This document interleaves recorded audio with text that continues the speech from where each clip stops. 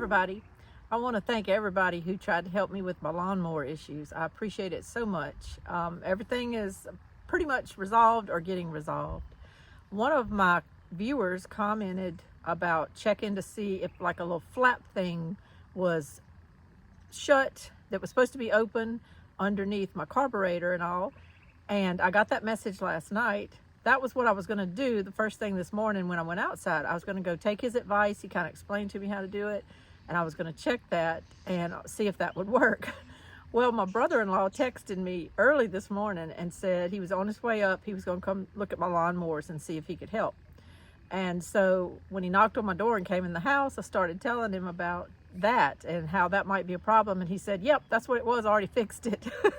So when he had gotten out of his truck, he had went straight to my lawnmower, checked it out, discovered that, I don't know how you do all this stuff. He removed the panel at the bottom of the carburetor and what, I don't know, my eyes roll back in my head at certain points.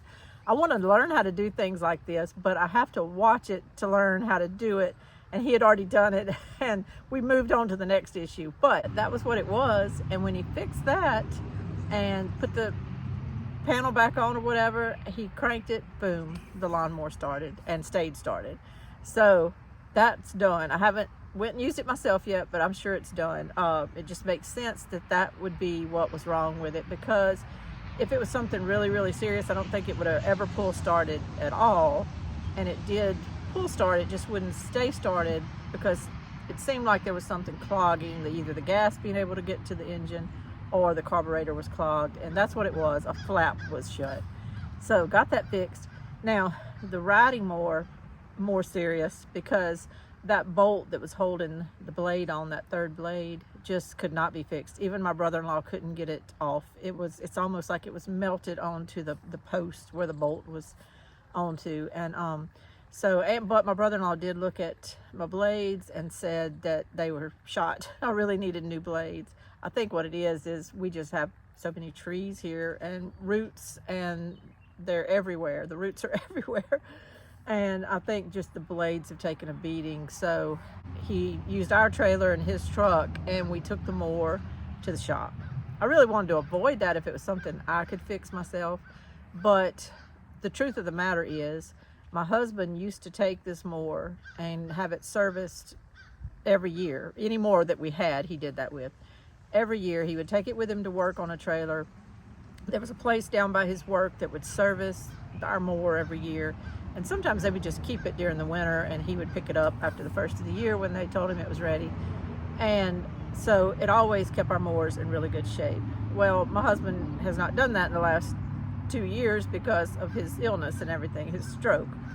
And so I haven't done, I can tell you right now that I haven't loaded a mower onto a trailer and pulled it with my car, which I don't have a hitch on. So it hasn't gotten done. It just hasn't gotten done. So we just did that today. I decided, you know what, I'm gonna let those people go ahead and replace it. I was gonna buy the blades from them anyway. Let them go ahead and put the blades on. They're gonna have to figure out that post, but they acted like no big deal, we can fix that. So I hope so. I hope that's the issue. And then I told them to change the oil, change the filters. They're going to grease it. They're going to just check everything, pulleys and everything. And they may pop up with something else going wrong with it, but we'll talk about it. I just told them to call me if anything else comes up. And, you know, sometimes you just have to spend to get something done right, because I really need it to stay in good shape. I don't want to have to buy more anytime soon. And, you know, even the cheapest little riding mowers, drive in front of Home Depot or Lowe's, the cheapest little riding mowers now are $1,999 on sale, you know. And so a good mower can be $2,000 to $5,000. It just depends. I mean, some of them are more than that, I know, but I'm not going to spend more than that. But so if we want to keep this mower running for a long time, and it's a good mower, and if we take care of it, it should run for a long time, then you just have to sometimes spend a little bit. And so I'm gonna get that done. If it was something I could have done myself, if we could have got that bolt off and we could have just got a new nut and washer and everything, but apparently it had been damaged for a while and probably hitting roots and hitting the ground, and it was just too much. And so I need them to really look at it, because I surely don't want to do that wrong and have a blade flying off or anything. So today is gorgeous. It's just a gorgeous day. We're back from doing that lawnmower stuff. I actually have about just 40 different directions I need to go in. I need to haul wood chips. I need to trim some trees. I need to fertilize some more stuff. We did get a good rain last night. It didn't rain all day like they said it was yesterday. We got a little bit of a rain yesterday morning, just a little bit. I thought it was kind of one of those rains that was set in for the day. Well, it didn't. It quit. But that was a good thing, because actually we were able to get some stuff done yesterday. And then last night, my grandson had a little t-ball game. When we got home from it, it was lightning. And then all of a sudden, I guess some type of little front came over us, because it started raining about 8 o'clock. And it rained until, well, after I went to bed last night, at 11:30 or so, it was still raining. So got a good little rain on my plants. I'm gonna walk around and show you a couple of things in the yard though. If you wanna look at it today, it won't be a big tour or anything like that, but just a couple of things going on that might interest you. It's just gorgeous. I hope it's getting better and better weather wherever you live, and I hope that soon you're out doing your own garden. I know right now, this garden is just, when I walk out my door and I see everything growing, it's just the best feeling in the world, the best feeling. I'm hoping a lot of this will go to maturity. I'm hoping I end up with a good harvest, but I'm just taking it day by day, and I'm enjoying the simple pleasure and peace of having a garden. Just gonna enjoy it day by day. Let me show you some things going on. The only thing I'm harvesting right now, besides my Italian-isher lettuce, is my green peas. These are my Thomas Laxton peas here, and at the other end of this ramp, I have my Burpiana peas. But you can see they're still putting off really good. I've got peas hanging everywhere on these bushes, and it's so nice, and I'm excited. And I pick every other day. You see them go all the way down the ramp there. The Burpiana at this end doesn't get very tall, but they're full. They're loaded with peas. The Thomas Laxtons get a little taller, and the same thing, they're loaded. These are older seeds, but they did germinate just fine. A lot of people get rid of their pea seeds after a few years because the germination is supposed to be horrible on pea seeds after a couple of years. But I can assure you that my germination rate on these was wonderful.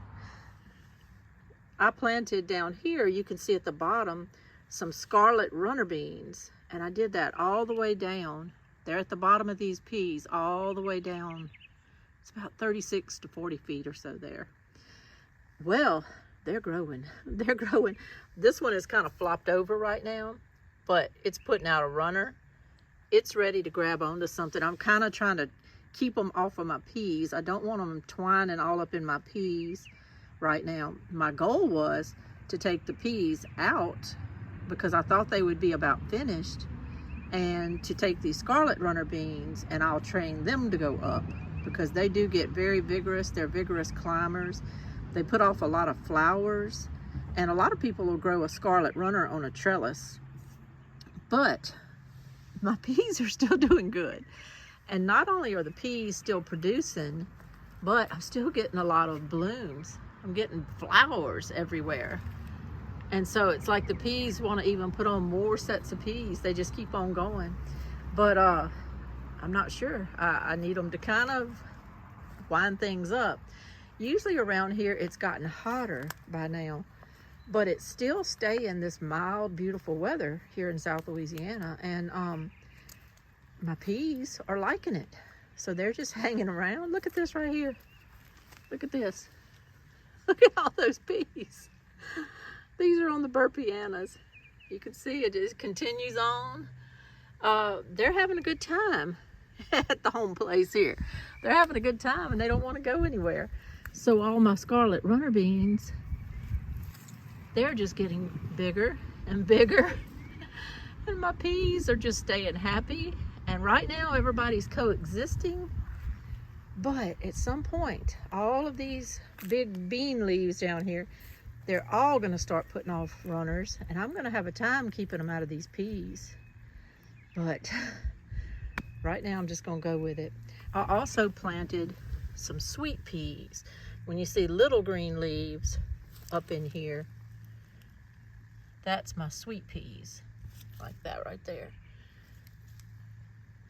There's another one right there. And so those also vine up, and they're going to want to climb, but right now they're staying kind of small. If anybody's grown scarlet runner beans or the sweet peas, if you could give me some advice or anything, I'd appreciate it. This one here, see, it's setting off a big runner on it. They're going to want to turn around here shortly, and hopefully maybe it'll grab my string, but it might grab my pea plants and latch on, and that's kind of what I didn't want. I kind of wanted to avoid that. One thing I don't talk about a whole lot, but I had planted some Swiss chard. I think the variety was called Ruby Red, I think. But I've never grown Swiss chard really, and it is doing good. It's getting bigger and bigger. To my knowledge, you let it get a little bigger than that before you harvest or anything. Sometimes it seems like it looks about a foot tall in other people's videos, a 1.5 foot tall. So I'm gonna let it go for a while. I had planted some anise hyssop. I think that's what this is coming up, like right there by that Swiss chard. I'm thinking that's what it is, since I had planted a whole bunch of those seeds there. I've got it all back in there. If you've grown anise hyssop or any kind of hyssop and can verify to me that that's what's coming up and that that's not just some kind of weed, I'd appreciate it. I've never grown it. Have to do a little research. Here's a bigger one right here. There's a bigger one. I'm thinking that's the anise hyssop. I need to do a little more research and just see what it looks like. I kind of just put the seeds in here and didn't pay it a whole lot of attention. It was some seeds I'd had for a while. One little thing I'm proud of though, look at here. I've got a little winter squash. This is the Hessel Sugarloaf winter squash. I've got another one growing there. I've got 2 more coming on that branch right there. When I ordered seeds from Nichols Nursery, Nichols, I'd encourage everybody to Google them. It's not a seed company you hear about a whole lot, but I've ordered from them a couple of times, and they have an extensive variety of things in their catalog and at their business. They have like a business where you could walk in and just buy seeds if you lived in that area, or you can order things through their website or catalog. But they have tons of herbs and all that kind of stuff. But Mike Hessel has worked with them to develop some varieties, and he lets them exclusively, I think, sell their seeds. But one of the seeds is this Hessel Sugarloaf winter squash, and he's supposed to have crossed it and stabilized it and made a variety that's just a sweet winter squash. So it's supposed to be very good and very sweet.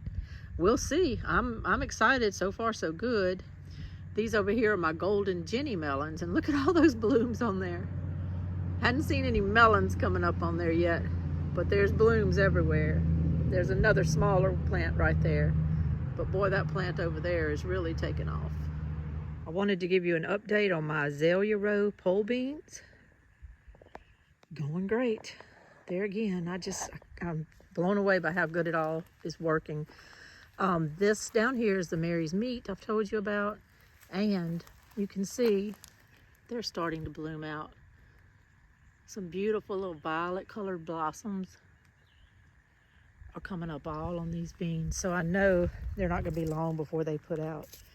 These are the Spangler beans right here, and they were the last ones planted. They were planted several weeks after the other beans, and they have just taken off.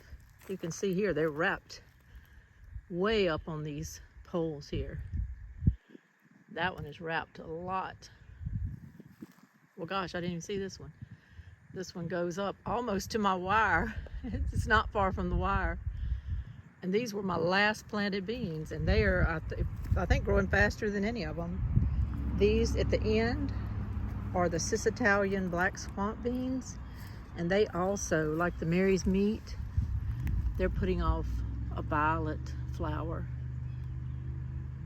and it's just so pretty. You kind of don't mind if they just flower for a long time because they're so pretty. Some more violet flowers in there. So after a little while, I'm gonna have little bitty beans, and then they'll grow and grow. I can't wait. They're just gorgeous. I watch so many videos from so many homesteaders, and I have to watch all y'all's pigs and all y'all's chickens and all y'all's cows. Well, you're gonna have to look at my green striped cushaw squash. Look at there. I've got one there and I've got one on the other plant growing. First time I've ever grown these. I think anybody can grow these. These plants were the first to germinate. They popped up out of the soil. The plants outgrew all my containers. I ended up just having to put them out in the yard because they were getting so big. And then sure enough, boom, one of the first ones to put off fruit. So green striped cushaw squash. And y'all, sometimes I say squash and sometimes I say pumpkin. The fact is, sometimes it's called both. Sometimes it's called a winter squash and sometimes it's called a green striped pumpkin.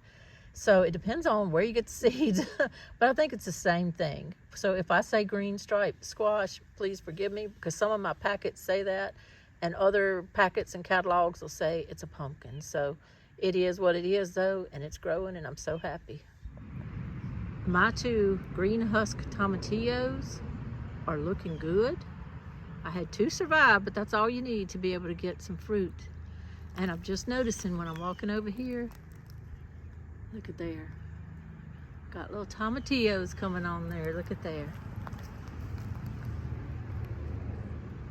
That one already looks like it's got its little husk on it and everything. All right.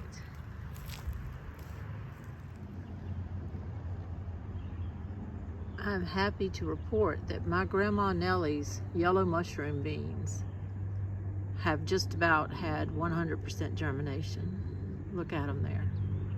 I just planted these not too long ago. And not only have they come up, but I mean, some of them are growing. I still have a few that are just now popping out of the soil, but I think these are gonna do great. I think they're gonna do great. Just to give a little update on my corn patch, I've got my Tennessee half-runner beans coming up like crazy on that row I just planted. This is my black-eyed peas. They're doing good. It's harder to see in that lighter dirt, but they're doing good. My striped bush beans are growing. They're doing good. Can't complain about them. And my bodacious corn has done wonderful. It's a hybrid and it's coming up really good. Plus I double seed planted it, so I'm gonna have to thin out some things. My Mosby prolific corn, which is to the back of my corn patch, it's just getting too much shade. I didn't realize, because it was winter and things hadn't leafed out as much as they were going to.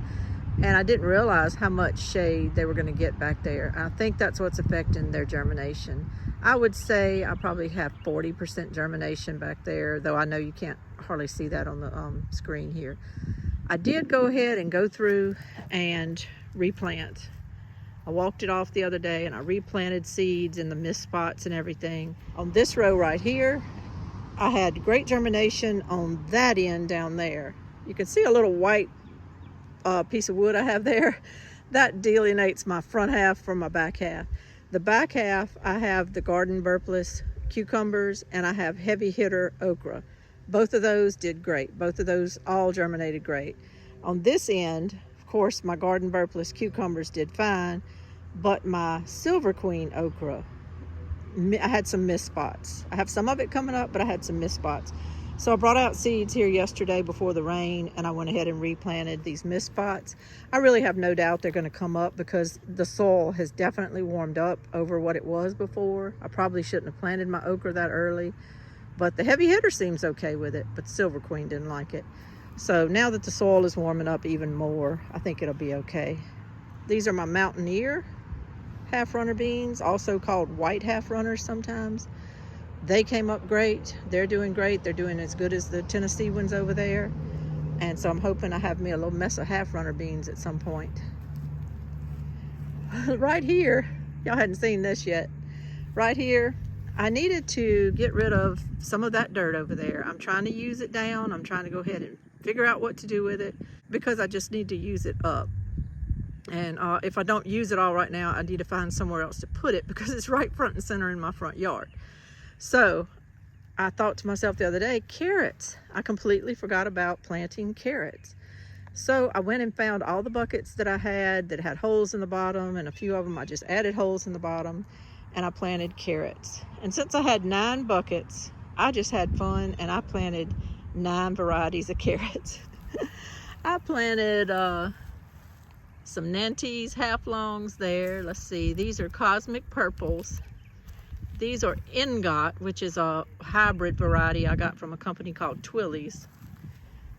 These are romance carrots from Johnny's. I can see the tags. I know y'all can't read them. This is the envy carrots. I think I got from House Tools. The Long Rouge Sunk carrots from Baker Creek. What are these? These are Chantenay Red Core. I think I got from the co-op. I think those are going to do good, I hope. Those are Lunar White from Baker Creek. And Danvers Half Long from my co-op.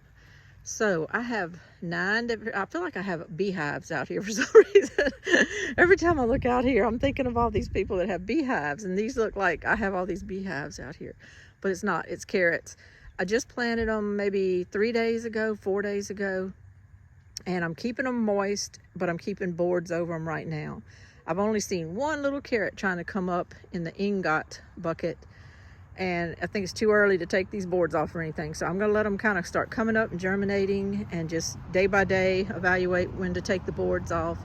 And I'm gonna keep them really moist as I can for the coming few weeks, even after they germinate.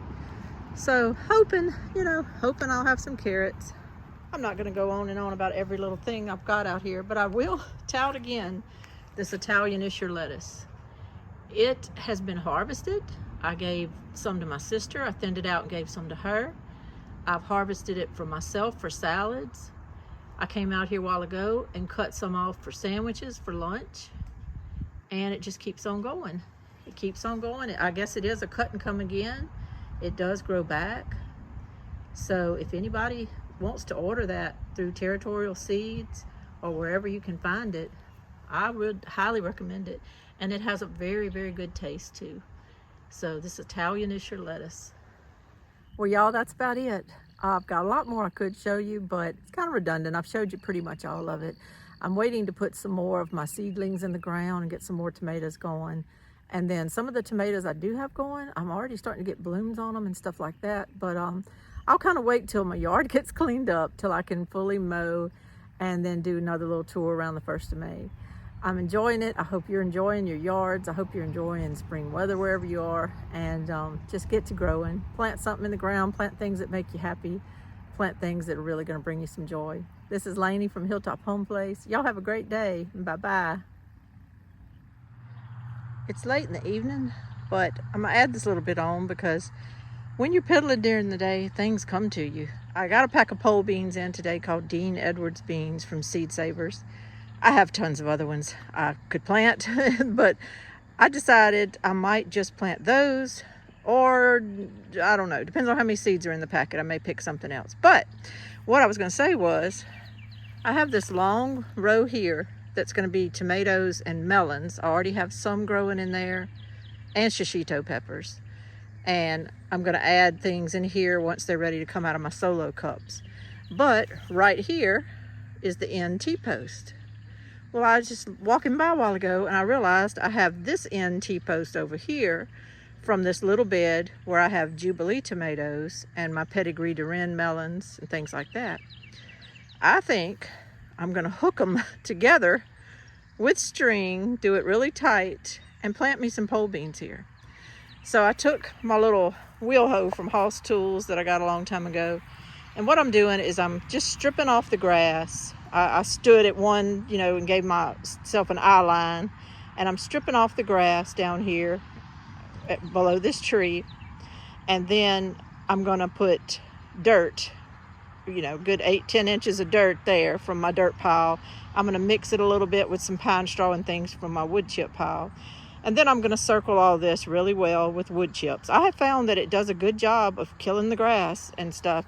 This bed right here, I did 2 months ago, and I have not had to really come out here and weed it. Every now and then I might bend down and pick a blade of grass, but that's about it. So what I'm trying to do, I had told y'all the other day, I'm on a mission to put wood chips around a lot of the trees and things so that when we go to mow, we're not having to get right up on roots or just weed eat a lot and things like that. So I ringed my gardenia plant today. This is a azalea bush that doesn't look very beautiful, but I kind of trimmed it up a while ago. It was had a lot of dead limbs on it. But I put wood chips all around that, bumped it right up to this bed that used to have wood chips. And then I was going to just continue the wood chips around this tree. There was grass there, grass there. It's like, why have that grass when I could ring it all with wood chips? And it all of a sudden hit me about that T-post to that T-post. So between where those wood chips stop and those wood chips stop, it's about 8 or 9 feet. I'm going to put me some pole beans there. Now we'll have to trim a little bit of these limbs here. But you see the sun going down in the west? Well, opposite of that, towards my phone where I'm filming this, complete opposite of that is where the sun comes up. So this area right here gets from morning sun all the way through lunchtime and everything, it gets sun. I'm just going to take out a couple of these branches that are hanging down. They were actually going to come down anyway because they hit me when I mow. They whop me in the head.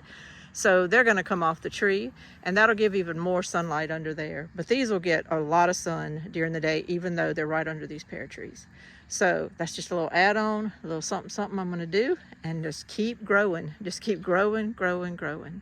Thank y'all again. This is Lainey from Hilltop Home Place. Talk to you later. Bye-bye.